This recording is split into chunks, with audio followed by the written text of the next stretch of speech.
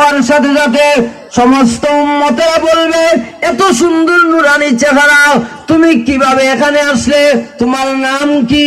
তখন তিনি বলবেন, আনা জিবরাইল, আমি জিবরাইল।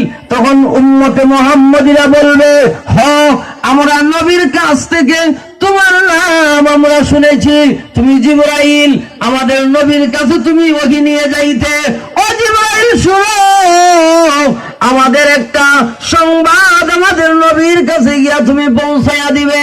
আমরা নবীর কাছে গিয়া আমাদের সালাম দিবে আর বলবে, একটু সুপারিশ করার জন্য।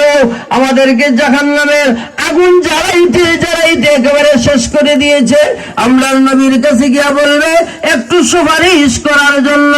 তখন জিবরাইল আলাইহিস সালাম আল্লাহর কাছে যাবেন, আল্লাহর কাছে গিয়া বলবেন, ও আল্লাহ, জাহান্নামের অবস্থা আমি দেখে এসেছি, উম্মতে মুহাম্মদী তাদের নবীর কাছে সালাম দিয়েছে আর তাদের জন্য সুপারিশ করার কথা বলেছে।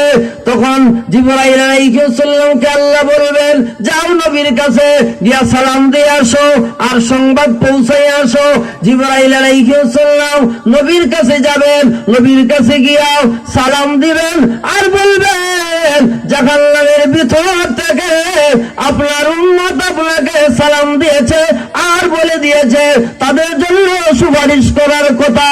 তখন আল্লাহর নবী, বিশ্ব নবী রাহমাতুল লিল আলামিন সিজদায় পড়ে যাবেন, সিজদায় পড়ে গিয়া বলবেন, প্রভু, অনেক শাস্তি দিয়েছ, নামাজ পড়ে নাই আমার উম্মত গুলারে শাস্তি দিয়েছ, রোজা রাখে নাই শাস্তি দিয়েছ, ঘুষ খেয়েছে শাস্তি দিয়েছ, সুদ খেয়েছে শাস্তি দিয়েছ, আল্লাহ যথেষ্ট শাস্তি দিয়েছ।